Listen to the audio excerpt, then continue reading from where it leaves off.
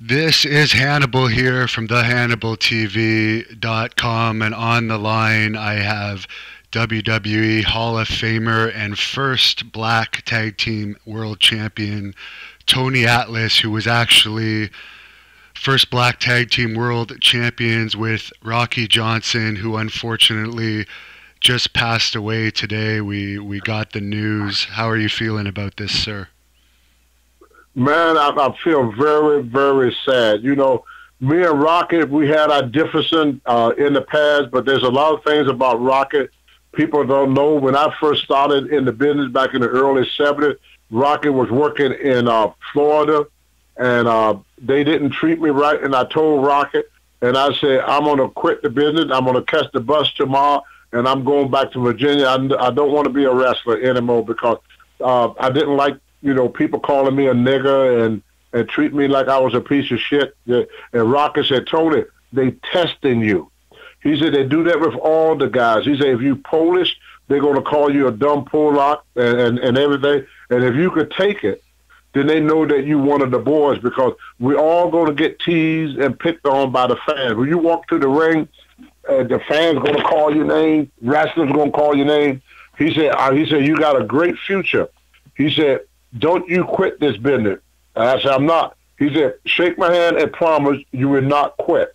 And I said, Rocket, I promise you I will not quit. He said, just you got to toughen up, kid. You got to, pull it together. He said, I got called names too.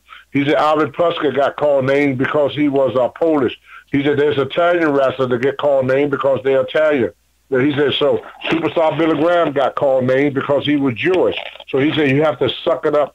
This is the business. He said, it's not a place for people with thin skin. Don't wear your feelings on your sleeve. So I always remember that my career I owed to Rocky Johnson because I would have quit wrestling back in 1975 if it wasn't for Rocky Johnson. Now, I know you stayed in contact with him. Did you have any idea that he was having health issues or anything, or is this a shock to you? Fortunate. I talked to Rocket 3 days ago. Me and him just got through talking this weekend. I talked to his wife, Sheila, and I asked her, I said, how is the Rock doing?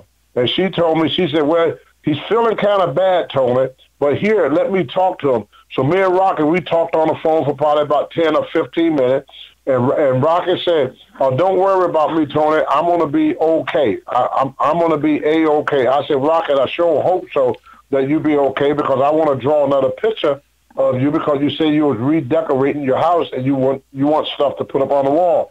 And he said, oh, that'd be great, Tony. And I said, Rocket, I'm looking forward to see you March the 8th in Albany, New York. He said, I'm looking forward to seeing you too. And I said, Rocket, please get well. I said, I'd like to see you, brother. He said, don't worry, Tony. I'm going to be okay. Don't worry. I'm going to be okay. Just a man of cold I got. And that was 3 or 4 days ago. So me and Rocket, we kept up. We became the very, we have our differences, but we never stopped liking each other. I mean, we got into a lot of arguments. We never drew blows or punched each other or hit each other, but we got a lot of arguments, a lot of disagreement. And one of the problems for it, that I look back on it, was because I was involved with drugs and Rocket was not. So Rocket was always on me about taking drugs, stay sober. If you want something, drink a beer, but leave the hard shit alone. Because Rocket never did drugs. So he was anti-drug. So he used to always get on me a lot. So I used to fight with Rocket a lot because, and sometimes Rocket would just leave me at the hotel because he didn't want me bringing the drugs into his car. Because I asked him later, I said, Rocket, why you left me at the hotel when I was younger? He said, kid, he said, I couldn't afford to get, he said, I got a son to raise, I got a wife, I can't afford to get busted on the highway with guys that bring drugs with them. Which, I understand that. Did you guys train on the road too?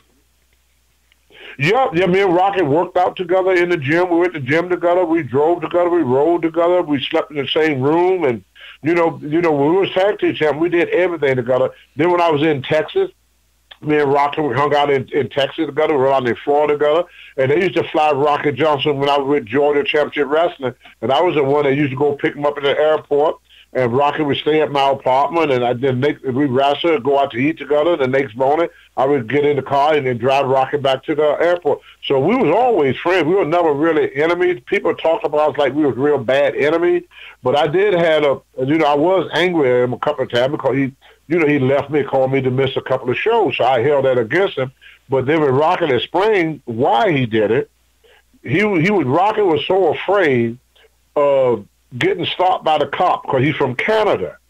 So he was always afraid of getting stopped by the cop, and then they found them drugs on me. Right, you know what I'm he would saying? have been deported or not allowed back in the U.S. to wrestle. Right, Rocky didn't know. Yeah, he didn't know what the deal was going to be. So a lot of times, if he came by and found out that I was stoned or something, Rocky would just keep on going. He wouldn't, he would say, get a rental car and go. And that's what I did, get a rental car and go. But I blame Rocky for it. But then when I talked to Rocky, this is probably about, I would say about around 1999 or, no, it was at the Hall of Fame in 2007, me and him talked, when he got inducted in the Hall of Fame. What was your favorite match you had with him as tag team partners? I would say the matches me and him had in Georgia because he was more of a mentor to me then. Right. I mean, see, the people think the first time me and Rocky teamed up was in the WWF. We won the title. But I wrestled a tag team with Rocky in other territories. They had a lot of territories there. So, me and Rocky, we team up. And he was always the guy to tell me to look after myself in the ring. Don't let the guy chew me up. Well, another guy that helped me a lot was Abdullah the Butcher, but Rocky helped me the whole lot. And Ernie Ladd. They were the guys that helped me a lot in the ring. Now, he was 75 when he passed away today, so you were younger than him, so I guess you looked up to him? Yeah. Yeah. He was the most impressive guy I ever saw in the business. When I first saw Rocky Johnson in Florida, he walked through that dressing room door with them big arms and that big chest and big broad shoulders. I go, wow, look at this guy. And all the guys wanted to use me then to make fun of Rocky. They said, just wait till Rocky see you. Rocky walk around like a rooster in a hen coop. He think he's the only guy in this business to have muscle. And as soon as Rocky came in the dressing room, sure enough, all the wrestlers started saying, hey, look over there, Rocky. We got somebody got a butter bottle than you. Look at this kid. This kid looked twice as good as you, Rocky. They started fucking with Rocky as soon as he's got in the dressing room and tried to use me to upset Rocky. Rocky walked over to me and shook my hand. I said, kid, you look good. You look good, kid. And they kept trying to get something started with me and Rocky the first day we met. Because a lot of wrestlers were jealous of Rocky. They didn't like him. Because Rocky was the type of guy, him and Thunderbolt, I would say, got the same personality. They're a very proud man. But the thing about Rocky was he was nobody. He wasn't gonna kiss nobody's ass. Did you ever have? You know what I'm saying? Yeah. Did you ever have a one-on-one match with him ever in all those years? No, we never. He was always a babyface. Okay. He was always a babyface, and I was always a babyface. I see. Well, thanks. But I wrestled with him when he was Sweet Ebony Diamond. Oh, that was when he had a mask on. I first met him, right? He wasn't Rocky Johnson. When I first met him, it was Sweet Ebony Diamond. That's what he used to wrestle on when I first met him. I see. So you are going to be appearing in Albany.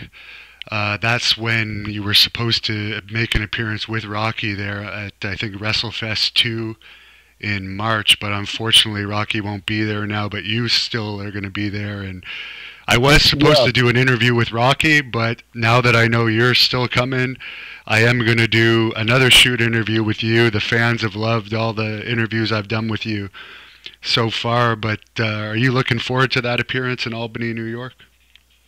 I was really looking forward. Like I say, me and Rocky, we just talked 3 or 4 days ago, and we both were looking forward to seeing each other. Rocky was so happy that I called his house, and his wife gave him the phone, and he was just so happy to hear from me. You know, he was feeling real bad, but he told me, he said, Tony, don't worry, I'll be there. I'm looking forward to seeing you, brother. I said, I'm looking forward to seeing you too, Rocky. Before he left, he said, brother, I know we had our differences, but I want you to know I always love you. I said, Rocky, same go with me. I always love you. I say some things about you that that I regret now that we was able to talk in 2007. Because the things I put about Rocky in my book happened, I said it before I had a chance to talk to Rocky. Right. But in 2007, Rocky, his wife, my wife, Monica, we all sat at the table together and we got to talking. And Sheila, his wife, said, y'all need to talk and straighten things out because people think y'all the worst enemies. I said, I love Rocky. Rocky said, I love Tony too. Yeah, when I did another interview with Rocky where he put you over, so I do know that you guys made up even though you had some problems over the years.